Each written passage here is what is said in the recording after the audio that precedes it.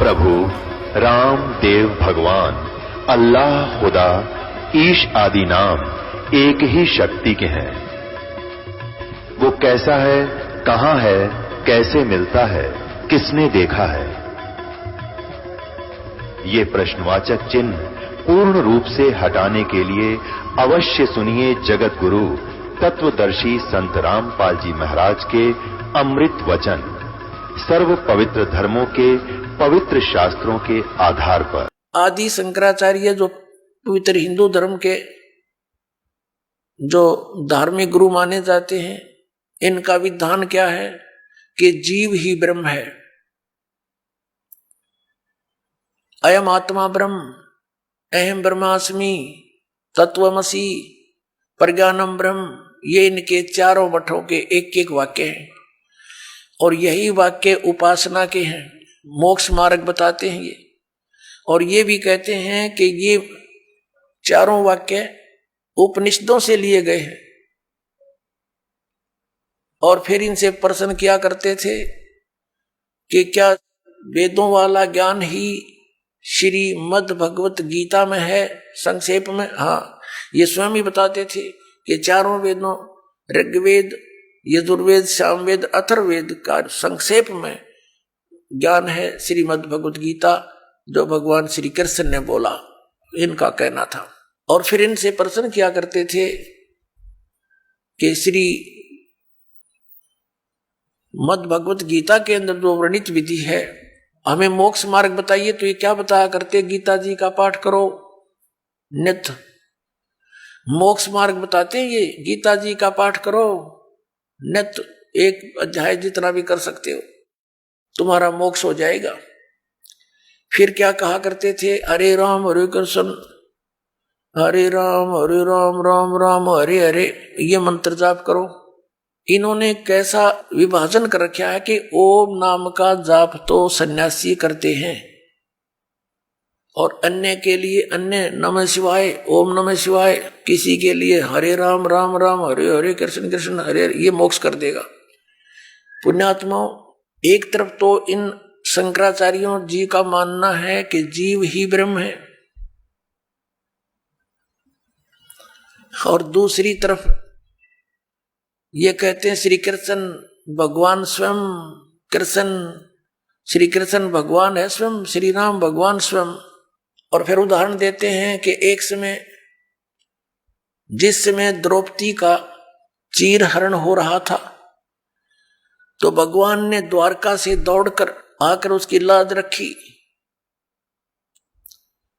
फिर उदाहरण देते हैं कि जैसे एक बार गज और ग्रहा यानी मगरमच्छ लड़ रहे थे, गज ने भगवान को पुकारा, भगवान नंगे पैरों दौड़ के आया, उसकी रक्षा की। और फिर ये भी उदाहरण देते हैं, ये बोले समाज को, अपने अनुयायियों को कहते हैं कि भगवान कैसे दयालु हैं कि श्री रावण को अंगद भी मार सकता था, हनुमान भी मार सकता था, लेकिन वो अपने हाथों से मारकर उनका उद्धार करना चाहते थे, उनको परम गति देना चाहते थे। ऐसे ही कंस को भी अपने हाथों से मारकर उसको परम गति दी, क्योंकि भगवान के हाथों से मरने से परम गति हो जाती है। अब पुण्यात्माओं, ये कोई बात हो इनकी? ये कोई ज्ञान है? कोई आधार है इनकी ज्ञान का? एक तरफ तो कह रहे हैं जीव ही ब्रह्म है, तुम ब्रह्म, तुम स्वयं ही परमात्मा है। जैसे एक उदाहरण देते हैं, ये इनके इतिहास को दास ने पढ़ा, इनके सदग्रंथों को देखा, उदाहरण दे रखा है कि एक व्यक्ति, एक शिष्य गया गुरुजी के पास कि मैं किस देव की, किस भगवान की उपासना करूं, मुझे उसका ज्ञान कराइए। तो गुरुदेव ने बताया कि तू खुद ही भगवान है, तू ही परमात्मा है, तू अज्ञानता से अपने आप को जीव समझ रहा है, बस वो भगवान बन गया, उसको ज्ञान हो गया शिष्य को। वाह भाई वाह, कितना सिंपल, कितना साधारण से ज्ञान हो गया। और फिर ये मंत्र जाप करते, हरे राम राम राम कृष्ण कृष्ण हरे हरे। फिर ये किस लिए? जब तुम ही जीव ही परमात्मा है, फिर ये किस लिए कर रहे हो? ये कीर्तन किसका कर रहे हो? भगवान का। भगवान तुम राम को भी मानो, श्री कृष्ण को भी भगवान मानो, और विष्णु जी भी भगवान, शंकर भी भगवान, नारायण भी भगवान थारे। और फिर नो के जीव ब्रह्म, और ब्रह्म को कहते हो तो सर्वव्यापक है, निराकार है, यानी आत्मा को कहते हैं कि ये आत्मा ही सर्वव्यापक है और परमात्मा कोई नहीं, जीव ही ब्रह्म है। फिर नो कहें कि उसका गज की रक्षा के लिए, हाथी की रक्षा के लिए भगवान दौड़े दौड़े आए। देख सिर पैर नहीं इनके ज्ञान का। ये तो ऐसी कथा है इनकी जैसे एक दादी माँ अपने पोत्र पोत्रियों को शाम के समय सुलाते समय कथा सुनाया करती। एक बुढ़िया कथा सुना रही थी, बच्चे सो नहीं रहे थे रात्रि के समय। कह रही थी बेटा, एक मकान पर एक भूतनी बैठी थी, प्रेतनी, लंबे लंबे दांत थे, मोटी मोटी आंखें थी और पीछे से पैर मुड़े हुए थे, उसके घुटनों से पीछे ऐसे बैठी थी, उसके पैर काम नहीं करते, मुड़े हुए थे। और जो बच्चे रात्रि के समय देर तक जागते हैं ना, उनको उठाकर दौड़ जाती है। अब बच्चे कहने लगे दादी माँ, जिसके पैर मुड़े हुए हों वो दौड़ेगी कैसे? तो बुढ़िया कहती है सो जा हाउ आ जाएगा। अब बच्चे पूछते हैं वो हाउ कैसा होता है? कि तुम ही तो हाउ हो, सर दर्द कर रखा, पड़ जाओ। इनका तो यो ज्ञान है इन शंकराचार्यों का, और कितने देश को भ्रमित करे बैठे। आज का जो विषय हम उसी पर आते हैं कि श्री ब्रह्मा रजगुण, श्री विष्णु सतगुण, श्री शंकर तमगुण, महेश्वर तमगुण, ये भगवान नहीं है। ये तो आपको सिद्ध ही कर दिया दास ने, इन्हीं के इतिहास में दिखा दिया श्री शिव पुराण में और विद्वेश्वर संहिता के अध्याय नंबर 7, 9 और 10 के अंदर।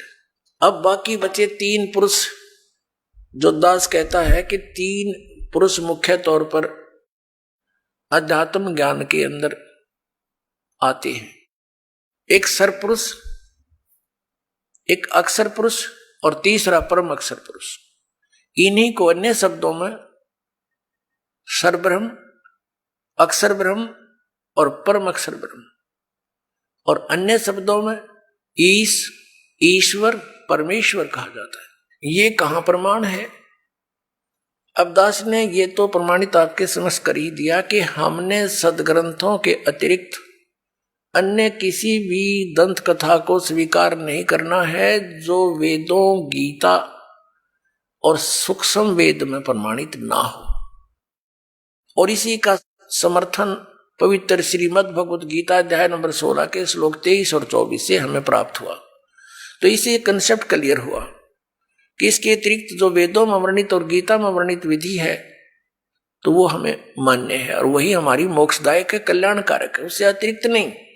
अब ये जैसे शंकराचार्य जी और अन्य जितने भी हिंदू धर्म के गुरुजन हैं, ये श्रीमद् भगवत गीता को सर्वधार्य बताते हैं, अनमोल ग्रंथ बताते हैं और भगवान श्री कृष्ण जी द्वारा दिया गया एक अनमोल रतन बताते हैं। वास्तव में तो ये ज्ञान किसने बोला, इनकी बुद्धि वहां तक पहुंच नहीं सकती क्योंकि तो बाल बुद्धि वाले हैं, इनका तो कोई ज्ञान का सिर पैर नहीं है। फिर भी ये दास उसको समझाने के लिए पूरा प्रयत्न करेगा और सत्य है जो दास बताएगा वो फाइनल है, सदग्रंथों में प्रमाणित है। अब ये जाप करते हैं हरे कृष्ण हरे राम और कई तरह देरा देशाम मिला दे या ओम नमः शिवाय, और बाकी का आपको बताई दिया कि अयम ब्रह्म, अयम आत्मा ब्रह्म, या आत्मा ही ब्रह्म है। बता फिर क्यों डले डोरे हो? जब आत्मा ही ब्रह्म है तो बैठो आराम से। तो कुत्ते की आत्मा ही ब्रह्म है, फिर तो सैर से पट्टे करती फिर हवा। अरे हम यहाँ बुरा हाल हुआ पड़ा है, अज्ञान के कारण हम ऐसे अपदंत कथा बना बैठे, ना वेद ज्ञान और ना इनके पास कोई अन्य शास्त्र से परिचित, ये अपना दंत कथा बना रखी है। अपने आत्मा श्रीमद् भगवत गीता में जो विधि वर्णित है भगवान के स्मरण की, उसके अतिरिक्त जो नाम जाप किए जाते हैं वो शास्त्र विधि को त्याग कर मनमाना आचरण है, वो यूजलेस है। हरे राम हरे कृष्ण कृष्ण कृष्ण हरे हरे ओम नमः शिवाय आदि ये मंत्र व्यर्थ है। और बाकी ये ओंकार, रंकार, ज्योति निरंजन सतनाम आदि ये 5 नाम है, ये व्यर्थ है। अकाल मूर्त शब्द स्वरूपी राम सतपुरुष ये व्यर्थ नाम है, ये मोक्षदायक नहीं है, ये उपमात्मक नाम है। उस सतपुरुष को तो हमने पाना है, उस अकाल मूर्त को तो पाना है जिसके गुण गाए जा रहे हैं। उसकी विधि प्रोसीजर अलग है उस परमेश्वर के पाने का। जैसे जमीन में जल है, पृथ्वी के अंदर जल है, तो जल पानी नीर जल पानी नीर कहते रहो, लेकिन वो मिलेगा कैसे वो जल पानी नीर? उसका प्रोसेस न्यारा है, उसका प्रोसीजर अलग से है। हैंड पंप लगाया जाता है और तब वो जल पानी नीर मिलता है। ऐसे अकाल मूर्त सर्व स्वरूपी राम सतपुरुष परम अक्षर ब्रह्म जिसको हम खोज रहे हैं, उसके पाने की वे ऑफ वर्शिप सदग्रंथों से ही लेनी है, किसी की दंत कथा लोक वेद से नहीं लेनी। श्रीमद् भगवत गीता में 8वें अध्याय के 13वें श्लोक में लिखा है कि ओम इति एकाक्षरम ब्रह्म व्यवहारण माम अनुसमरण ये परियाति तजन देहम स याति परमाम गतिम। गीता ज्ञानदाता कहता मेरा एक ओम मंत्र है, एक अक्षर, ओनली एक ओम अक्षर है, नथिंग एल्स, और इससे वो परम गति होगी जो ओम से हो सकती है। ओम से कौन सी होगी? ब्रह्म प्राप्ति, ब्रह्मलोक प्राप्ति। और ब्रह्मलोक में गए हुए प्राणी भी पुनरावृत्ति के अंदर है। ये खुद कहता अर्जुन तेरे और मेरे बहुत जन्म हो चुके। गीता ज्ञानदाता कहता है तू नहीं जानता मैं जानता हूं। तो ओम वाली गति भी श्रेष्ठ नहीं है। इसलिए 7वें अध्याय के 18वें श्लोक में गीता ज्ञानदाता ने कहा है कि ये सभी ज्ञानी आत्मा है तो उद्धार परमात्मा के लिए समर्पित हैं, लेकिन ये मेरे वाली अनुत्तम गति में ही आश्रित है। ये मेरे ओम नाम से मिलने वाली जो परम गति ब्रह्मलोक प्राप्ति है वहां तक जाने के ही साधना तक सीमित है। वहां गए हुए प्राणी भी फिर जन्म मृत्यु में आएंगे, इनको परम शांति नहीं हो सकती। परम शांति के लिए तो उसने कंसेप्ट क्लियर कर दिया है 18वें अध्याय के 62वें श्लोक में कि अर्जुन तू सर्वभाव से उस परमेश्वर की शरण में जा, उसकी कृपा से ही परम शांति को और सनातन परम धाम को प्राप्त होगा। मेरे साधना से तुझे वो गति नहीं हो सकती जिससे परम शांति और सनातन परम धाम यानी सतलोक प्राप्त हो जाए। उसके लिए इसने कंसेप्ट क्लियर कर दिया है कि मैं नहीं जानता, उसके लिए तत्वदर्शी संतों को खोजो। 4थे अध्याय के 34वें श्लोक। और तत्वदर्शी संत की पहचान भी बता दी है 15वें अध्याय के 1 श्लोक में कि ऊपर को जड़ वाला, ऊर्ध्व मूलम अधः शाखम अश्वत्थम प्रायो अवम छंदासी यस्य पर्णानि यह तम वेद से वेदवित। ऊपर को जड़ और नीचे को तीनों गुण रूपी शाखा वाला। श्रीमद् भगवत गीता अध्याय नंबर 15 के श्लोक नंबर 1 का निष्कर्ष दास बता रहा है कि ऊपर को तो जड़ समझो उस संसार रूपी वृक्ष की, और नीचे को शाखा है। 15वें अध्याय के दूसरे श्लोक में स्पष्ट कर दिया कि ये तीनों गुण रूपी शाखा, रजगुण ब्रह्मा, सतगुण विष्णु, तम गुण शिव जी। अब यहां केवल हिंट दिया गीता ज्ञानदाता ने, इसका कोई विस्तृत ज्ञान नहीं दिया। उसके लिए ऑप्शन छोड़ दिया कि तत्वदर्शी संत बताएंगे, और फिर पहचान बता दी। तत्वदर्शी संत कौन होगा? वो तत्वदर्शी संत की क्या पहचान है कि जो इस उल्टे लटके हुए संसार रूपी वृक्ष के सभी विभाग बता देगा। सवेदवित, वह वेद के तात्पर्य को जानने वाला है, वो तत्वदर्शी संत है। तो ये ज्ञान परमात्मा ने स्वयं आकर के 600 वर्ष पहले उस परम अक्षर ब्रह्म ने अपने मुखारविंद से बोलकर कबीर वाणी में उस 5वें वेद में सूक्ष्म वेद में बोला था। उस कबीर परमात्मा ने, उस धाणक कबीर ने, जुल्हाए कबीर ने, वो परम अक्षर ब्रह्म है, उन्होंने बोला था अक्षर पुरुष एक पेड़ है, निरंजन यानी सरपुरुष वा की डार, और तीनों देवा शाखा हैं ये पात रूप संसार। ये ज्ञान परमात्मा ने 600 वर्ष पहले दिया था। देखिएगा, ये उल्टा लटका हुआ संसार रूपी वृक्ष जानो। परमेश्वर कबीर देव जी ने, कबीर साहब ने, परम अक्षर ब्रह्म ने 600 वर्ष पहले ये ज्ञान दिया था कि अक्षर पुरुष एक पेड़ है और सरपुरुष वा की डार, और तीनों देवा शाखा हैं, ये पात रूप संसार। जो जमीन से बाहर दिखाई देता है वो हिस्सा पेड़ कहलाता है, वृक्ष कहलाता है, और जड़ें गुप्त होती हैं, प्रोक्ष होती हैं, अनविजिबल होती है, लेकिन होती हैं। तो परमात्मा ने स्वयं आकर के ये ज्ञान बताया था कि इस संसार रूपी वृक्ष के सब पार्ट्स बताए थे।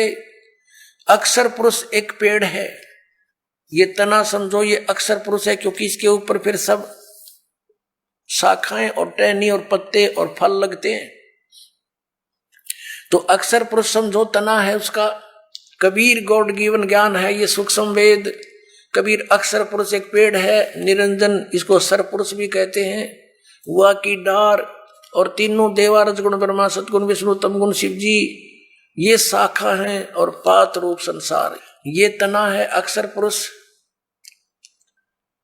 इसके फिर एक मोटी डार निकली, इसको जानो सर पुरुष, ये ब्रह्म, सर ब्रह्म भी कहते हैं इसको, सर पुरुष या सर ब्रह्म।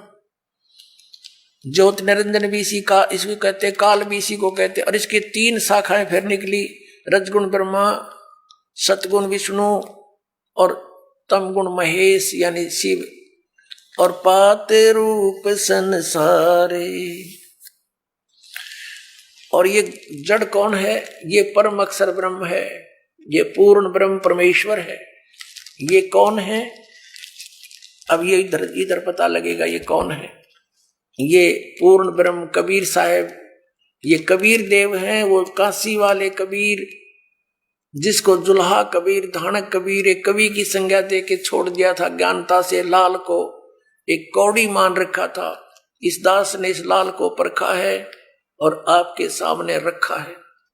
अब यहां प्रसंग आया है कि जो उल्टे लटके हुए संसार रूपी वृक्ष के सर्व विभागों को भिन्न भिन्न बता देगा। स वेदवित, वो वेद के तात्पर्य को जानने वाला है, वो तत्वदर्शी संत है। अब तत्वदर्शी संत की भूमिका करने के लिए स्वयं परमेश्वर आते हैं, सचखंड से चलकर आते हैं, सतलोक से, तीसरे मुक्ति धाम से, उस ध्रुवलोक के तीसरे पृष्ठ पर परमात्मा स्वयं विराजमान है, एक देशीय है, साकार है, मनुष्य दृश्य है। और वहां से वो गति करके सह शरीर आते हैं और यहां अपनी अच्छी आत्माओं को मिलते हैं, उनको तत्व ज्ञान समझाते हैं, क्योंकि वो इन अज्ञानी ऋषि महर्षि नाचार्यों से अज्ञान ग्रहण किए हुए होते हैं।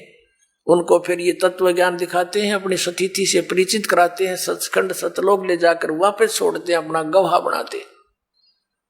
फिर वो संत उस परमेश्वर के द्वारा प्राप्त ज्ञान और आंखों देखे उस पूरे ब्रह्मांडों को, सतलोक को, फिर अपनी वाणी में ढोल के डंके पर आवाज लगाकर सुनाते हैं, कहते हैं कि कबीर इज गॉड, धानक रूप रहा करतार, अनंत कोट ब्रह्मांड का एक रति नहीं भारे, सतगुरु पुरुष कबीर हैं ये कुल के सिरजनहार। उन महापुरुषों ने जिनको परमात्मा का साक्षात्कार हुआ और सचखंड सतलोक वो स्थान देखा जहां भगवान रहता है, उन्होंने सब ने बताया कि परमात्मा साकार है, सह शरीर है, उसका नाम कबीर है, वो मनुष्य दृश्य है। और ये वही परमात्मा काशी के अंदर धानक रूप, जुल्हा रूप में प्रकट हुए थे और तत्व ज्ञान देकर चले गए थे। अब गीता जी अध्याय नंबर 15 के श्लोक नंबर 1 में स्पष्ट हो गया कि तत्वदर्शी संत वो होगा जो इस संसार रूपी वृक्ष के सभी पार्ट्स को, सभी विभागों को भिन्न भिन्न बतावे। पुण्यात्मा परमात्मा खुद आए थे वो ज्ञान देने के लिए, और इन अज्ञानियों के कारण, इन ऋषि महर्षि आचार्य मंडलेश्वरों नकली गुरुओं के कारण इस अज्ञान को सुनकर हमने इस लाल को तो कौड़ी बनाकर डाल दिया कूड़े के टोकरे में, और कौड़ी हमने उठा के छाती का लगा रखे थे। ये जो पूजा के योग्य भगवान नहीं थे, जो भगवान ही नहीं थे, उनके हम पूज रहे थे। इसी 15वें अध्याय के 1 से लेकर 4 का निष्कर्ष है कि अक्षर पुरुष एक पेड़ है, निरंजन वा की डार, तीनों देवा रजगुण ब्रह्मा सतगुण विष्णु तमगुण शिव जी ये शाखा है, और पात रूप संसार हम नीचे हैं, हम पात रूप में। और परमात्मा मूल कौन है? वो परमाक्षर ब्रह्म है। उसको परमाक्षर पुरुष कहो चाहे परमाक्षर ब्रह्म कहो, चाहे उसे परमेश्वर कहो, परमेश्वर। अब फिर क्या बताया है कि पुनर्विद्या के चौथे श्लोक में कहा कि उसके पश्चात उस तत्व ज्ञान रूपी शस्त्र अर्थात उस अज्ञान नाशक हथियार के द्वारा इस अज्ञान का नाश करके, यानी तत्व ज्ञान समझकर उसके पश्चात परमेश्वर के उस परम पद की खोज करनी चाहिए, जहां जाने के बाद साधक फिर लौटकर कभी संसार में नहीं आते, उनको पूर्ण मोक्ष प्राप्त होता है। और जिस परमेश्वर ने सब ब्रह्मांडों की रचना की है, अब गीता ज्ञानदाता तो इस संसार रूपी वृक्ष के यानी ब्रह्मांडों का रचनहार भी नहीं है, क्योंकि गीता जी अध्याय नंबर 15 के श्लोक नंबर 3 में कहा कि अर्जुन, इस संसार रूपी वृक्ष का यानी सारे ब्रह्मांडों की जानकारी मैं नहीं जानता। यहां विचार काल में जैसा कि तेरे और मेरे गीता जी के डिस्कशन में मैं बताऊंगा, मुझे ज्ञान नहीं, उसकी स्थिति से मैं परिचित नहीं, इसकी अच्छी तरह मुझे स्थिति का ज्ञान नहीं है। तो इसे सिद्ध हो गया कि ये सृजनहार नहीं है गीता ज्ञानदाता, और जो सृजनहार है वो कबीर देव है, परम अक्षर ब्रह्म है। उसने अपने द्वारा रची हुई सृष्टि को स्वयं आकर के बताया है। क्या बताया है कि अक्षर पुरुष एक पेड़ है, निरंजन वा की डार, और तीनों देवा शाखा है, ये पात रूप संसार। अब उस मूल को छोड़ के बाकी सब डिस्कस कर दिया भगवान ने, और उसके लिए इस दास को भेज दिया कि मूल कौन है। बता तो पहले भी गए थे कि हम ही अलखला हैं, कुतुब गोश और पीर, और कह कबीर खालिक दनी हमारा नाम कबीर। हम सारी सृष्टि के रचनहार हैं और मैं खुद परमात्मा हूं, लेकिन हमने इन अज्ञानियों के विधान अनुसार उस भगवान को नहीं पहचाना कि कबीर इज गॉड, और इनफैक्ट कबीर इज गॉड। अब सब प्रमाणित आपके सामने होंगे, वास्तव में कबीर भगवान है। तो पुणात्मा हमने भगवान चाहिए, और सदग्रंथों में प्रमाणित वही भगवान जो हमारे सदग्रंथ वेद और गीता जो बताती है, उसमें जो प्रमाण है वही गॉड। उसके लक्षण मिलते हैं वो भगवान, वो गॉड, और उससे लक्षण नहीं मिलते तो गॉड नहीं है। तो फिर हमने उसकी आवश्यकता क्या है? तो गीता जी अध्याय नंबर 15 के श्लोक नंबर 16 और 17 में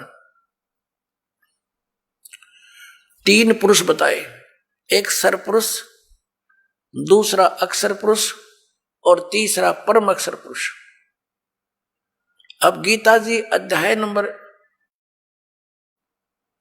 8 के श्लोक नंबर 1 में अर्जुन ने पूछा कि भगवान, गीता ज्ञानदाता से पूछा कि आपने 7वें अध्याय के 29वें श्लोक में जिस तत्ब्रह्म के विषय में कहा है कि उस जो व्यक्ति जरा और मरण से छूटने के लिए ही प्रयत्नशील है, जरा माने वृद्धावस्था, बुढ़ापे का संकट, और मरण माने मृत्यु, इन दोनों से जो छूटने के लिए प्रयत्न कर रहे हैं, अन्य कोई डिमांड संसार के नहीं कर रहे हैं, तो वो उस तत्ब्रह्म से परिचित हैं, और सारे दातव्य ज्ञान से और सभी कर्मों से वो परिचित हो चुके हैं। तो अर्जुन ने पूछा 8वें अध्याय के प्रथम मंत्र में कि किम तत्ब्रह्म, किम अध्यात्म, किम कर्म पुरुषोत्तम, क्योंकि वो तो पुरुषोत्तम मान रहा था उसने श्री कृष्ण को। कौन? अर्जुन। तो उसने पूछा कि फिर वो कौन है तत्ब्रह्म? 8वें अध्याय के 3 श्लोक में गीता ज्ञानदाता ने कहा कि वो परम अक्षर ब्रह्म है। अब उसे परम अक्षर ब्रह्म कहो, परम अक्षर पुरुष कहो, एक ही बात है।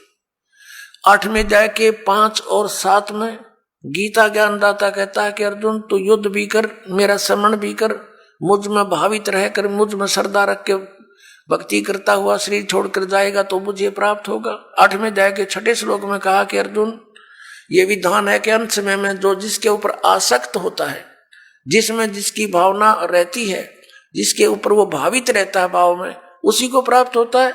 यही सूक्ष्म वेद में कहा कि जहां आशा ता बासा होई, मन कर्म वचन सुमरियो सोई। अब आज तक के जितने भी पवित्र हिंदू धर्म के धर्मगुरु थे, इन्होंने गीता जी के अध्याय नंबर 5 और 7 का तो अनुवाद कर दिया। अनुवाद माने अपने प्रवचनों में इसका तो वर्णन करते रहे, कि भगवान कहता मेरी शरण में आ जा, तो युद्ध भी कर मेरी शरण में आ जा। लेकिन 8 में जाके 8, 9, 10 भी गीता जी में लिखे हुए, उनके विषय में टिप्पणी क्यों नहीं की इन्होंने आज तक? क्योंकि ये इनको ज्ञान नहीं था, ये तत्व ज्ञान से अपरिचित है, ये स्वयं भी भ्रमित है, पूरे समाज मानव समाज को इन्होंने भ्रमित कर रखा है। उसमें क्या कहा? 8 और 9 और 10 में कहा कि उस परम अक्षर ब्रह्म की साधना करने वाला उसी को प्राप्त होगा, उसकी साधना करने वाला उसी को प्राप्त होगा। उसके मंत्र के बारे में 17 में जाके 23वें श्लोक में कहा कि उस सच्चिदानंद घन ब्रह्म के पाने का इस 3 मंत्र की साधना है, 3 मंत्र की का जाप करना है। ओम तत्सत इति निर्देश है ब्रह्मण तिर्विध समर्थ। ब्रह्मण माने सच्चिदानंद घन ब्रह्म का, इस ओम तत्सत ये 3 मंत्र का जाप 3 विधि से करने, स्मरण करने का है। 3 विधि है इसके स्मरण करने की। और ओम तो ये सरपुरुष का, सरब्रह्म का, ब्रह्म का कहो, ये तो सार्वजनिक रखा है। और तत् और सत ये सांकेतिक है, ये दास बताएगा इस पृथ्वी पर। इस दास के अतिरिक्त किसी के पास ये यथार्थ मंत्र नहीं है, और ना यथार्थ ज्ञान है, आज तक किसी के पास नहीं था। या तो भगवान के पास था, भगवान ने जब स्वयं आकर बोला था, या उन महापुरुषों के पास था जो उनसे परिचित हुए थे, उसके पश्चात ये बिल्कुल लुप्त प्राय हो गया था। उसको पुनः जागृत करने के लिए इस दास की सेवा दी परमेश्वर ने। इस दास को भेजा है आप पुण्यात्माओं के तक इस सत संदेश को पहुंचाने के लिए। अब यहाँ 17 में जाके 23वें श्लोक में 3 मंत्र का जाप है परम अक्षर ब्रह्म का। तो 8 में जाके 8, 9, 10 श्लोक में कहा है कि उस तत्वदर्शी संत से वो कोड वर्डों में लिखे हुए यथार्थ मंत्र प्राप्त करके जो उस परमेश्वर परम देव पुरुष की यानी परमेश्वर की साधना करता है, परम अक्षर ब्रह्म की, तो अंत समय में भक्ति के बल से उस मंत्रों के जाप की साधना की शक्ति से उसको प्राप्त हो जाता है। उस परमात्मा को प्राप्त करके फिर दोबारा संसार में नहीं आते, उनका जन्म मृत्यु सदा के लिए समाप्त हो जाता है। गीता ज्ञान दाता अपनी साधना और अपनी स्थिति से तो स्वयं परिचित करा रहा, अपनी गति से भी, कि अर्जुन तेरे और मेरे बहुत से जन्म हो चुके, तू नहीं जानता मैं जानता हूं। इसे सिद्ध है कि गीता ज्ञान दाता के की भक्ति साधना से परम गति नहीं हो सकती। इसलिए 7 में जाए कि 18वें श्लोक में गीता ज्ञान दाता अपनी गति को यानी ओम नाम से होने वाली परम गति को अनुत्तम कह रहा है कि अश्रेष्ठ है, व्यर्थ है। अपने आत्माओं 15 में जाए के 16 और 17 श्लोक में 3 प्रभु गति क्लियर है, 3 पुरुष, एक सरपुरुष एक अक्षर पुरुष। और सरपुरुष और अक्षर पुरुष के विषय में बताया कि ये भी दोनों नाशवान हैं और इनके अंतर्गत जितने प्राणी हैं वो भी नाशवान हैं। आत्मा किसी की मरती नहीं, वो तो विषय अलग है। कुत्ते की भी ना मरती, न तो गधे की भी नहीं मरती, आत्मा अलग है। तो कहने का भाव यह है कि सरपुरुष भी नाशवान, अक्षर पुरुष भी नाशवान। वैसे अक्षर पुरुष का अर्थ होता है अविनाशी, लेकिन ये भी व्यर्थ, ये भी नाशवान है, लेकिन ये काफी चिरस्थायी है, इसका जीवन बहुत लंबा चौड़ा है। आने वाले समय में आपको एक कंसेप्ट भी क्लियर करेंगे कि कितना अविनाशी है। इसलिए 15 में जाके 17वें श्लोक में उस परम अक्षर ब्रह्म के विषय में कहा है, परम अक्षर पुरुष के विषय में कहा है कि उत्तम पुरुष है तू अन्य परमात्मा इति उदाहरत है। यह लोक तरम अविषय विवर्ती अवैश्वर है। उत्तम पुरुष यानी श्रेष्ठ परमात्मा प्रभु तो कोई अन्य है। ऊपर 15 में जाके 16वें श्लोक में वर्णित सरपुरुष अक्षर पुरुष से कोई अन्य है और है, और वही परमात्मा का कहलाता है। परमात्मा माने भगवान, श्रेष्ठ आत्मा।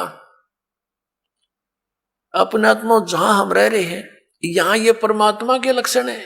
किसी की टांग टूट गई, किसी का कैंसर हो रही है, किसी का बेटा मर गया, किसी की बेटी मर गई, किसी का पूरा परिवार नाश हो गया एक्सीडेंट या किसी अन्य कारण से, तो क्या ये परमात्मा का स्थान है?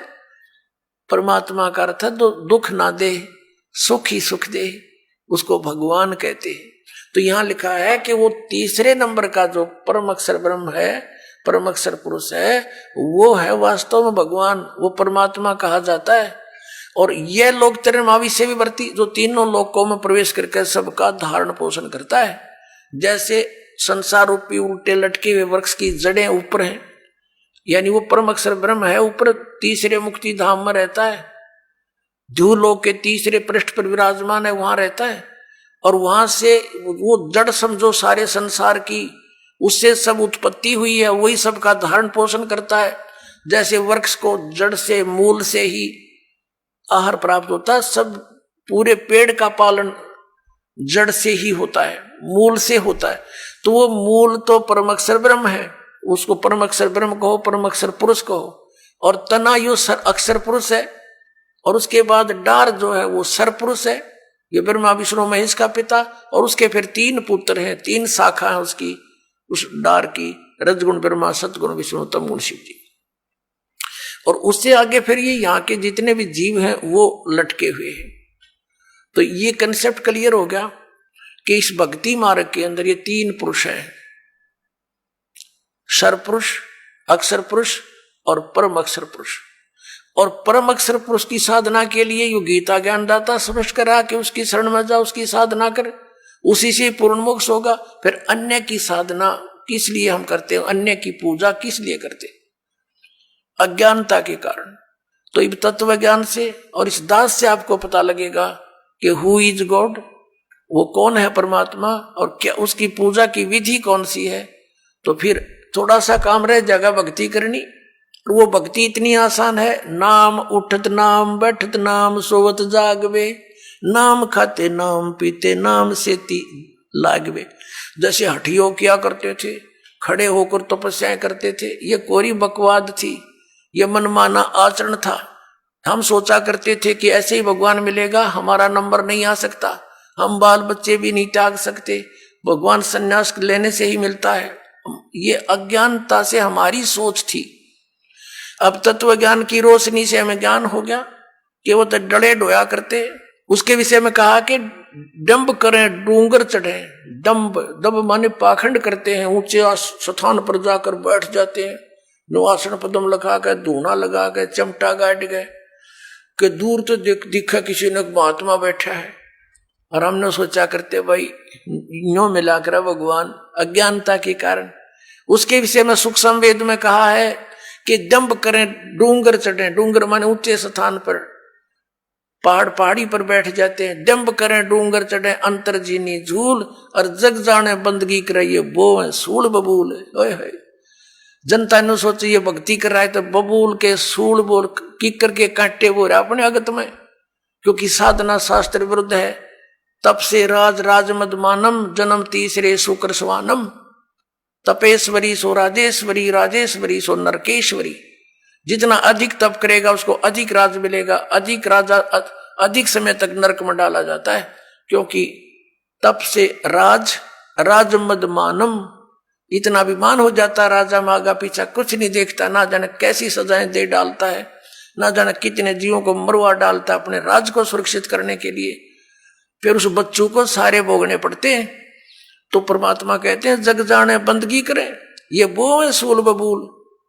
तो अपने आत्माओं, आपका सौभाग्य आपको सत्संग सुनने को और तत्व ज्ञान सुनने को मिला। बोलो सतगुरुदेव।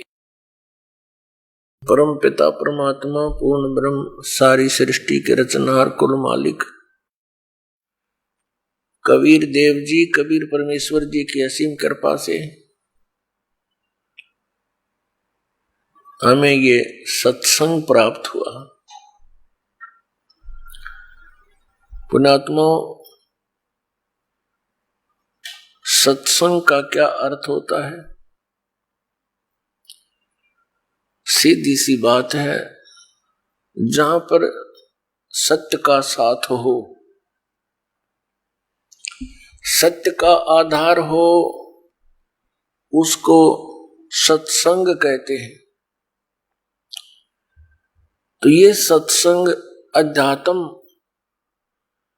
ज्ञान का प्रचार माध्यम जहां माना जाता है, अध्यात्म मार्ग का जो विचार दिया जाता है उसको सत्संग कहते हैं। और वो सच्चा हो, शास्त्र अनुकूल हो, प्रमाणित हो, उसको सत्संग कहते हैं।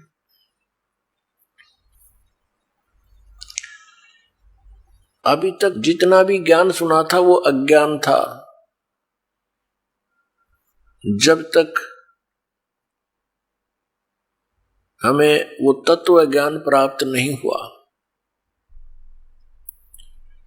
जैसे अन्य भी सात संत, आचार्य, मंडलेश्वर, गुरुजन सत्संग करते हैं, श्रद्धालु वहां जाते हैं सत्संग सुनने के लिए, और वो उनके विचारों को सत्संग मानते हैं, लेकिन वो सत्संग नहीं है, क्योंकि उनको तत्व ज्ञान नहीं है। वो केवल दंत कथा, लोकवेद और शास्त्र विरुद्ध प्रचार करते हैं। वो सत्संग नहीं है। सत्संग केवल परमेश्वर ने आकर ही किया। कबीर परमेश्वर जी ने, असंख्य ब्रह्मांड के स्वामी ने इस सत्संग की जानकारी स्वयं आकर के प्रदान की। इस तत्व ज्ञान को स्वयं ही हमारे सामने रखा, लेकिन उस समय हम अशिक्षित थे और हमारे गुरुजन जितने थे पवित्र हिंदू धर्म के, वो संस्कृत के तो विद्वान थे, लेकिन अध्यात्म ज्ञान में वो शून्य थे, 0/0 थे। उस समय हम परमात्मा के उस तत्व ज्ञान को, उस सत्संग को समझ नहीं सके, और हम परमेश्वर को सिंपल एक गुरु, संत और कुछ एक व्यक्ति, उनको केवल कवि तक ही सीमित किए हुए हैं। तो अब पता चला वो तो परमात्मा थे। तो उस समय परमेश्वर वही तत्व ज्ञान सुनाया करते थे जो आज दास आपको परमेश्वर का दिया हुआ वो ज्ञान सुनाता है।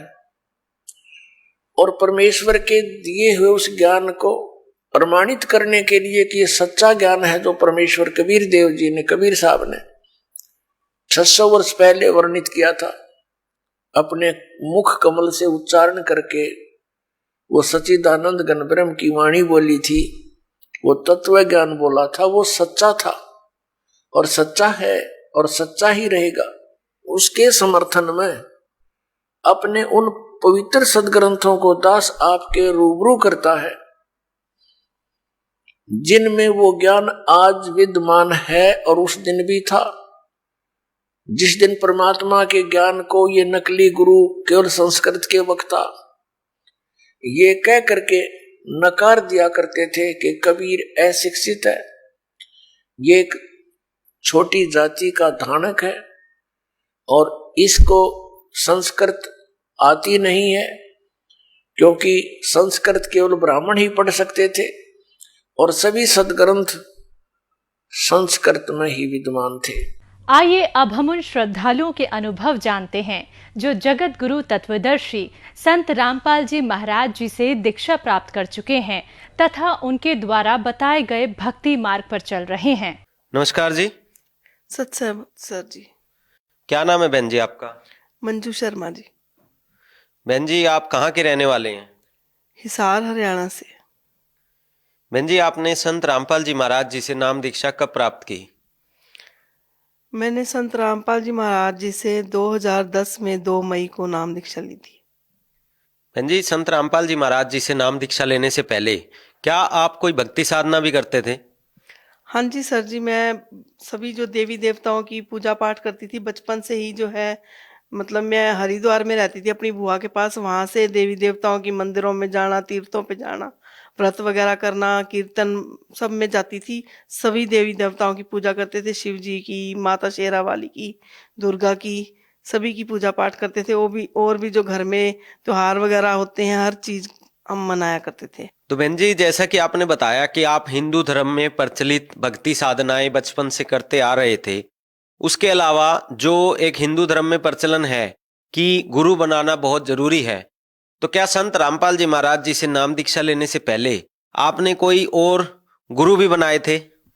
हाँ जी सर, मैंने संत गुरमीत राम रहीम सिंह जी से नाम दीक्षा ली हुई थी। मेरे मन में जो सवाल उठते थे कि हम यहाँ पे जन्मते हैं तो हम मर क्यों जाते हैं, तो हम कहाँ चले जाते हैं, हम कहाँ से आते हैं, कहाँ चले जाते हैं, ये सब जो क्वेश्चन थे मेरे मन में उठते थे। तो मैंने संत गुरमीत राम रहीम सिंह जी से नाम दीक्षा ली थी। तो वहां से तो मुझे इन सवालों का कोई जवाब नहीं मिला। बहन जी, जैसा कि आपने बताया कि आपके मन में क्वेश्चंस उठते थे बचपन से ही कि हम यहाँ पर क्यों मरते हैं, ऐसा हमारे साथ दुर्घटनाएं क्यों होती हैं, तो इन क्वेश्चंस के जवाब आपको जो संत गुरमीत राम रहीम सिंह जी, धन धन सतगुरु तेरा ही आसरा सिरसा वाले जो गुरु जी हैं, उनसे इन क्वेश्चंस का जवाब आपको नहीं मिला। तो उसके बाद फिर इन क्वेश्चंस का जवाब जानने के लिए आपने क्या किया? उसके बाद जी बस वही भक्ति करते रहे। फिर मेरी शादी हो गई। शादी के बाद जो है मेरे को भूत प्रेत बाधा सताने लगी। मैं जहाँ भी जाती वहां पे मतलब भूतों की तरह जैसे खेलने लग जाते हैं, सिर घुमा के, ऐसे मेरा मतलब होता था कि मैं सब जगह जाके खेलने लग जाती थी। लेकिन मुझे कहीं से भी कोई लाभ नहीं मिलता था, बल्कि दिन पे दिन ज्यादा ही दिक्कत होने लग गई। शरीर में इतनी ज्यादा दिक्कत, सारा शरीर में दर्दें रहने लग गई, तकलीफ रहने लग गई, भूख प्यास नहीं लगनी, गुस्सा आना, घर में चिड़चिड़ा सा स्वभाव रहना। ऐसा हो गया कि मैं घर छोड़ के कहीं भाग जाऊं। मतलब दिन रात फिर मैं यही प्रार्थना करती थी कि हे भगवान, या तो मुझे ठीक कर दो, नहीं तो मुझे मृत्यु ही दे दो। मुझे ये जिंदगी ऐसी नहीं चाहिए। मैं बिल्कुल भी ठीक नहीं रहती थी। और डॉक्टरों के पास जाती थी तो डॉक्टरों को अपनी बीमारी बताना, तो उन्होंने मुझे जो भी टेस्ट बताने, मैंने सारे टेस्ट करवाने, जो भी मतलब उन्होंने कहना वो सब करना, जो दवा देनी उन्होंने सब दवा भी खानी। मुझे ना तो मेरे टेस्ट में कोई रिपोर्ट में कुछ भी कोई बीमारी नहीं आती थी, और अगर वो जो कोई दवा देते थे तो दवा भी मेरे ऊपर कोई असर नहीं करती थी। तो फिर एक दिन हमारे घर में एक बहन आई, उन्होंने मुझे संत रामपाल जी महाराज जी के बारे में बताया। उनकी एक किताब दी थी जो आज उसका नाम ज्ञान गंगा है। उस समय मतलब उस किताब का नाम जो था भक्ति सौदागर को संदेश था। तो वो किताब उन्होंने कहा भी ये पढ़ो। बहन जी, आपने बताया कि एक बहन के द्वारा आपको भक्ति सौदागर को संदेश नामक पुस्तक मिली, जिसके लेखक संत रामपाल जी महाराज हैं, और आज वह पुस्तक ज्ञान गंगा के नाम से जानी जाती है। तो वह पुस्तक मिलने के बाद आपने पुस्तक को पढ़ा या नहीं, और हम ये भी जानना चाहेंगे कि उस पुस्तक के साथ आपका एक्सपीरियंस कैसा रहा? मैंने सर जी वो किताब जो है वो मेरी सास को देके गई थी। वो लेडीज मतलब वो जब आई थी उस समय मेरे देवर को मतलब दौरे पड़े हुए थे, वो उसको दौरे पड़ते थे। तो उसको ना हम जंजीर से बांध के रखते थे घर में, जैसे एक साकल होती है ना ये पशुओं को बांधने वाली, तो उससे बांध के रखते थे। क्योंकि वो दौरे पड़ने के बाद जैसे भी होश में आता था तो वो घर में मतलब उसको गुस्सा बहुत आता था, तोड़ फोड़ या किसी को भी मारना या घर से भागना ऐसे काम करता था। तो इसके लिए उसको बांध के रखते थे कि वो कोई नुकसान ना पहुंचाए किसी को भी। तो वो बहन ने देखा भी ये इसको क्या हो रखा है, तो मेरी सास ने उसको बताया ऐसे ऐसे इसको दौरे पड़ते हैं। तो उन्होंने ये बताया कि आप संत रामपाल जी महाराज जी से नाम दीक्षा लो तो ये ठीक हो जाएगा। तो उन्होंने संत रामपाल जी महाराज जी की पुस्तक मेरी सास को दी। तो उसके बाद जो है वो मेरी सास ने मेरे को दी। वो बोले तू ये पढ़, इसमें जो है भक्तों के वो लिखे हुए थे, जो भी उजड़े परिवार थे, जिनके जो भी दुख थे, तकलीफ थी, तो उन्होंने अपने अपने मतलब दुख बता रखे थे कि हमने संत रामपाल जी महाराज से नाम दीक्षा लेके कैसे हम ठीक हुए, कैसे हमारा घर आबाद हो गया। तो ये आप पढ़ो। तो मैंने कहा मेरा तो मन मतलब विश्वास उठ गया था सभी भगवानों से, क्योंकि मुझे इतने साल हो गए थे हर जगह धक्के खाते हुए। कहीं सजाड़ा, जोधपुर में गई मैं और 8-8 दिन नरड़ पीर के रह के आई। बाबा वड़भाग सिंह हिमाचल प्रदेश में, वहां जाके रह के आई। कोई सियाड़े नहीं छोड़े, कोई मंदिर नहीं छोड़े, कुछ नहीं छोड़े जी। मेरे को कहीं आराम नहीं मिला। तो मेरा तो विश्वास ही उठ गया था सभी भगवानों से, सभी देवी देवताओं से। तो मैंने तो पूजा पाठ करनी भी छोड़ दी थी कि मैं अब किसी की पूजा नहीं करूंगी, मुझे कहीं नहीं जाना है।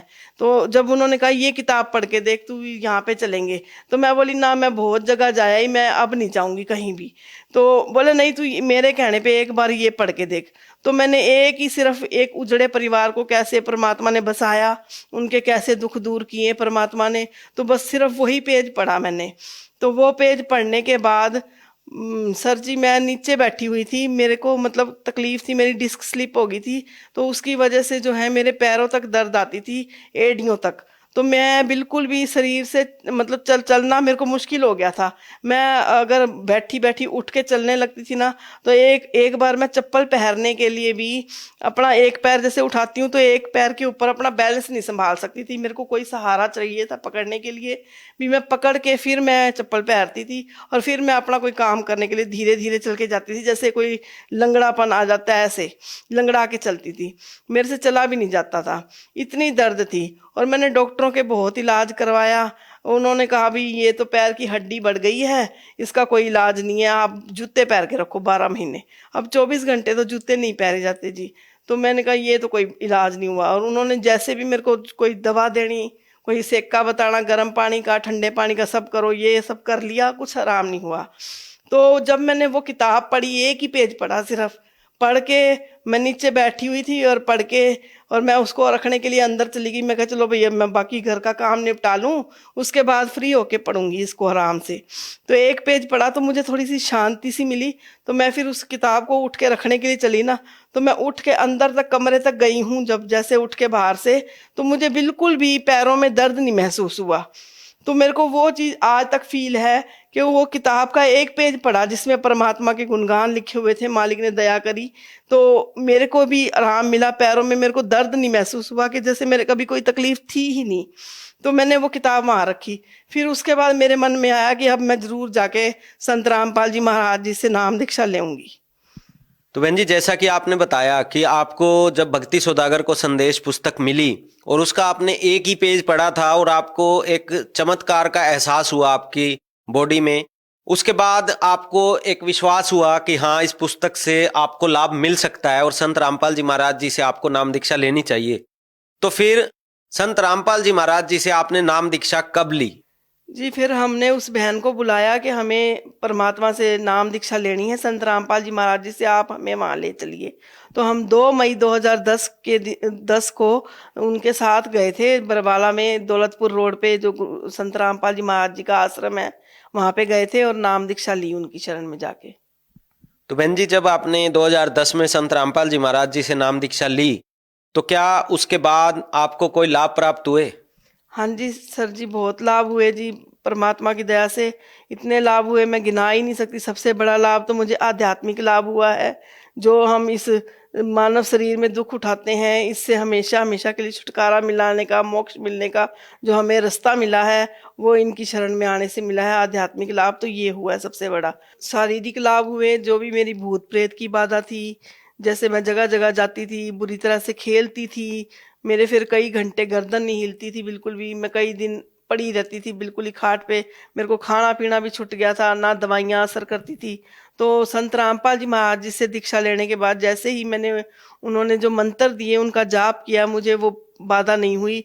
एक दिन की बात बताती हूँ मैं, मेरे को मतलब जैसे वो चीजें दबाती थी ओपरी पराई जो भी, तो मैं दिन के समय सो रही थी तो मुझे दबाव सा पड़ा, ऐसे ही छाती पे जैसे आके दबाती थी।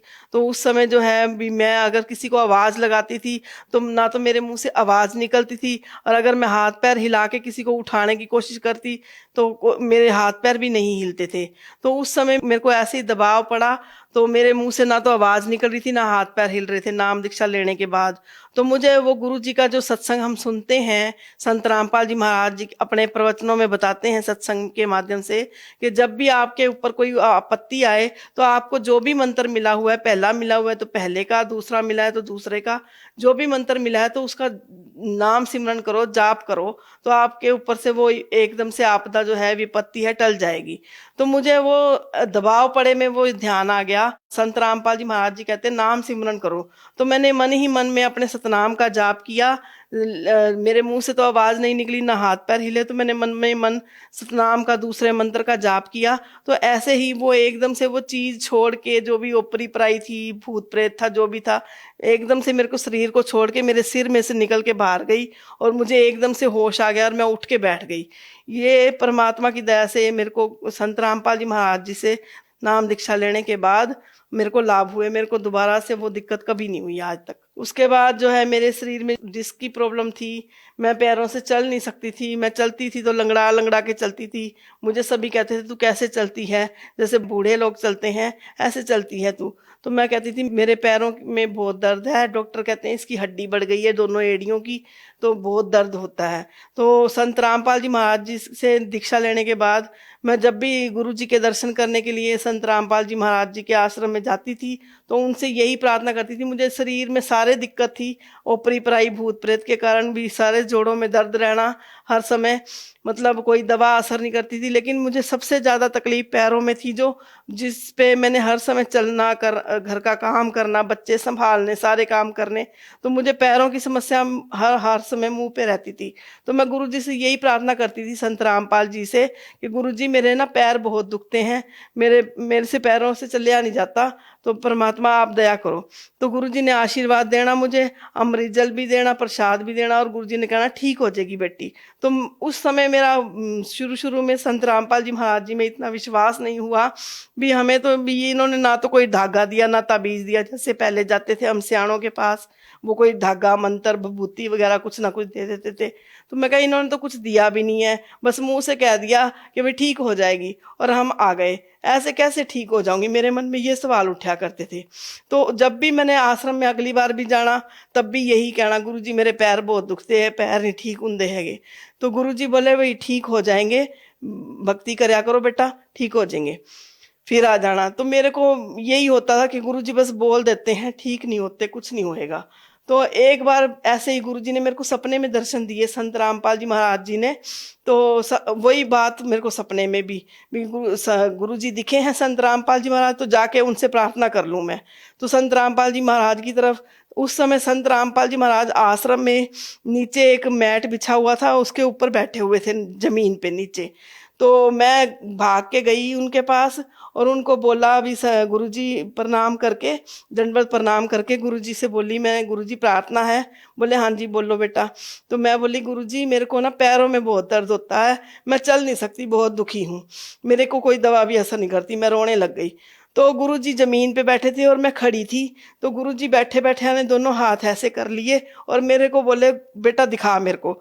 तो सर जी मैंने अपना पैर ऐसे उठा करके उनके हाथों में दे दिया, मैंने दिखाया, उन्होंने अपने हाथों से मेरे पैर दबाए और वो दिन जाए और आज का दिन आए, मेरे पैरों में कभी दर्द नहीं हुआ, मेरी एड़ियां बिल्कुल ठीक हो गई। इतना बड़ा लाभ जो है वो संत रामपाल जी महाराज जी की शरण में आने के बाद मुझे हुआ। उसके बाद जो है मैं फिर दोबारा आश्रम में गई। मेरा एक छोटा बेटा जो है उस समय 3-4 साल का था, तो उसको एक बीमारी थी, वो बचपन से ही जो है मतलब सांस भूलता था, बहुत ज़्यादा सांस भूलता था। वो जरा सा रोता था तो एक ही सांस ले जाता था ऊपर तक, तो इतना रोता था कि वो सांस भूल जाता था, उसका सांस नहीं वापस आता था। तो मेरी सास जो है उसको ठंडा पानी लेके फटाफट उसके मुंह पे छिट्टे मारती थी कि भाई फिर वो एकदम से सुबकी लेके उसका सांस वापस आता था। तो ऐसे वो हाथों में आ जाता था, अगर हम ध्यान ना दें तो वो सांस ऊपर ले जाता, तो लड़का की आंखें भी ऐसे ऊपर हो जाती थी, नीला चेहरा पड़ जाता था, नीले होंठ पड़ जाते थे, भी जैसे हाथ से गया खत्म एकदम से। और डॉक्टरों के पास जाते थे, डॉक्टर कहते थे ये तो भाई 5 साल के बाद ही इसकी बीमारी जो है जाएगी, ये कईयों को होती है, तो ये जो बड़ा होएगा तब धीरे धीरे जाएगी, इसका कोई इलाज नहीं है। फिर मैंने संत रामपाल जी महाराज जी के पास मैं अपने बच्चे को लेके गई, तो मैंने उनसे प्रार्थना की, मैं कहा गुरुजी ये सांस भूल जाता है, इसको काली खांसी हो गई है, आराम नहीं है कोई भी। तो गुरुजी बोले बेटा इसका नाम ना लो और बेटा ठीक हो जाएगा। मेरा बच्चा जो है आज तक दोबारा कभी सांस नहीं फूला। लेटेस्ट फायदा जो मैं आपको बताऊं, हम जो है बाइक से जा रहे थे, मैं और मेरे हस्बैंड रोहतक जा रहे थे, तो मेरा एक्सीडेंट हो गया। तो मेरे एक्सीडेंट में जो है मेरे सिर के जो है टुकड़े हो गए थे, मेरे सिर में चोट लगी थी बहुत ज़्यादा से, मैं बिल्कुल गिरते ही ख़त्म सी हो गई थी। तो मेरे को ये हॉस्पिटल लेके गए, तो डॉक्टरों ने भी मुझे एडमिट करने से मना कर दिया, बोले ये डेड बॉडी है, हम नहीं एडमिट करते, इसको ले जाओ, इसकी हार्ट बीट भी बहुत स्लो है और नब्ज भी बहुत स्लो चल रही है, मतलब ख़त्म ही है। उन्होंने मतलब बिल्कुल जवाब दे दिया कि हम नहीं एडमिट करते। तो मेरे हस्बैंड ने जो है संत रामपाल जी महाराज जी के पास से प्रार्थना भेजी फ़ोन करके कि भाई ऐसे ऐसे एक्सीडेंट हो गया है मेरी भगवती का, तो भाई परमात्मा दया करो। तो संत रामपाल जी महाराज जी बोले डॉक्टरों को बोलो एडमिट करो और जो इलाज बनता है वो करो, बाकी जो करना है वो परमात्मा करेंगे। और साथ में संत रामपाल जी महाराज जी ने ये भी बताया कि आज जो है बेटी का मृत्यु योग था, उसको मरना ही था, लेकिन परमात्मा ने उसकी अपने कोटे से उम्र बढ़ाई है भक्ति करने के लिए, तो बेटी बिल्कुल ठीक हो जाएगी। बेटे को बोलना कि चिंता नहीं करेगा। तो फिर डॉक्टरों ने मुझे एडमिट किया और उन्होंने मेरा ऑपरेशन किया। जो मेरे ये सिर में चोट आई थी उसकी वजह से जो है मेरे सिर के 2 टुकड़े हो गए थे। उसमें आधी जो हड्डी है सिर की, जो ये खोपड़ी है मेरी, आधा पेट काट के मेरी पेट में रख दी थी। 3 महीने तक मेरे पेट में ही रही, मुझे पूरा गंजा कर दिया था, मेरे बाल भी नहीं थे सिर पे। 1 महीने तक मैं वेंटिलेटर पे थी और मेरा जो ये राइट साइड था ये भी मतलब पैरालिसिस हो गया था, बिल्कुल भी नहीं उठता था, हाथ भी नहीं उठता था, पैर भी नहीं चलता था। 1 महीना मैं कोमा में ही थी, मुझे होश भी नहीं आया, बिल्कुल गले से भी काट के पाइप नलकियां अंदर, नाक से मुंह से सब। 1 महीने तक मुझे उसी में ही जो भी मतलब फूड था, दलिया खिचड़ी जूस दूध डालते थे, दवाई डालते थे। तो संत रामपाल जी महाराज जी की दया से आज मैं बिल्कुल ठीक ठाक खड़ी हूँ, उनकी दया से। तो उन्होंने मतलब इतनी दया करी है। ये मेरे हस्बैंड बार बार प्रार्थना करते थे कि गुरुजी वो उसका हाथ नहीं उठता, उसका पैर नहीं उठता, वो चल नहीं पाती या उसको होश नहीं आया, तो गुरुजी बोले वो ठीक हो जाएगी, बिल्कुल चिंता मत करो। तो गुरुजी की दया से बिल्कुल ठीक हूँ मैं होश आने के बाद जब भी डॉक्टर के पास चेकअप कराने जाती तो वो जो आसपास चीज़ें पड़ी होती थी तो मुझसे पूछता था कि ये क्या है, तो मैं बोलती ये कुर्सी है। ये क्या है, मैं ये बोलती मोबाइल है। ये क्या है, ये पंखा है। तो वो ऐसे ही मेरे से हर सवाल पूछता, मतलब मेरे ब्रेन का जो है वो देखने के लिए ये ठीक है या नहीं, मेरे बच्चों के नाम क्या हैं, कौन सी क्लास में पढ़ते हैं, तो मैं उसको सब बताती थी। तो मैं ये भी कहती थी, मैं डॉक्टर साहब मेरे से चाहे मेरे बचपन की बात पूछोगे ना तो मैं वो भी बता दूंगी, मुझे सब याद है। तो वो बोले ये बहुत बड़ा चमत्कार है, डॉक्टर खुद कहते हैं कि बहुत बड़ा चमत्कार है, नहीं तो ऐसे पेशेंट जो होते हैं 5-7 साल तो मतलब कोमा से बाहर ही नहीं आते, और अगर आ भी जाते हैं तो उनकी याददाश्त चली जाती है या उनके अंदर उनके दिमाग में कुछ ना कुछ कमी आ जाती है, या पागलपंती कह लो या दौरा पढ़ना जैसे ऐसे कुछ हो जाता है। लेकिन आपके साथ तो ये चमत्कार है जो आप बिल्कुल ठीक हो। तो मैं उनसे यही कहती थी कि संत रामपाल जी महाराज जी के हमने नाम दीक्षा ले रखी है, ये उन्हीं की दया से ही आज मैं बिल्कुल ठीक हूँ। तो मैं उस डॉक्टर को एक संत रामपाल जी महाराज जी की पुस्तक ज्ञान गंगा भी अपने हाथों से देकर आई थी। बहन जी, आपने बताया कि संत रामपाल जी से नाम दीक्षा लेने के बाद आपके घर से भूत प्रेत की बाधा दूर हो गई और आपके बेटे को भी लाभ हुआ। साथ ही साथ आपका जो एक्सीडेंट हुआ था उसमें आप एक तरह से मर ही चुके थे, लेकिन संत रामपाल जी ने आपको जीवन दान दिया। तो ये कहा जाए कि संत रामपाल जी से नाम दीक्षा लेने के बाद आपको बहुत लाभ हुए हैं। तो जो श्रद्धालु आज आपको सुन रहे हैं, आप उन्हें क्या संदेश देना चाहेंगे? मैं तो यही प्रार्थना करती हूँ सभी भगत समाज से और अपने बहन भाइयों और रिश्तेदारों से कि आप एक बार उनके ज्ञान को अच्छे से सुनकर समझने की कोशिश कीजिए और उसके बाद ये मतलब निर्णय करें कि क्या सही है और क्या गलत है। आप पढ़े लिखे हैं, कोई किसी को बेवकूफ़ नहीं बना सकता, ना मेरे कहे पे आप मानो ना किसी और के कहे पे। आप अपने आंखों से उनका जो है सदग्रंथ को देखो, पढ़ो, मिलान करो अपने सदग्रंथों से और उसके बाद निर्णय करो कि क्या सही है क्या गलत है। आप जैसे मेरे को लाभ हुए हैं आपको भी जरूर लाभ होंगे। बहन जी, जैसा कि आपने श्रद्धालु समाज को एक आग्रह किया कि संत रामपाल जी महाराज जी की शरण ग्रहण करें, अगर कोई संत रामपाल जी महाराज जी से नाम दीक्षा लेना चाहे तो वो कैसे ले सकता है? उसके लिए जी बहुत ही आसान तरीका है। आज बहुत से चैनलों पे संत रामपाल जी महाराज जी के प्रवचन आते हैं, सत्संग आता है, टीवी के माध्यम से भी और सोशल मीडिया के माध्यम से भी, फेसबुक पे, इंस्टाग्राम पे, बहुत सारे चैनलों पे, टीवी पे भी। तो उसके नीचे एक पीली पट्टी चलती है, उस पर नंबर्स आते हैं। आप उन नंबरों पे कांटेक्ट करके अपने नज़दीकी नामदान स्थान का पता कर सकते हैं और वहाँ जाके निःशुल्क नाम दीक्षा ले सकते हैं और सारे लाभ प्राप्त कर सकते हैं संत रामपाल जी महाराज जी से। धन्यवाद बहन जी। सत साहिब जी।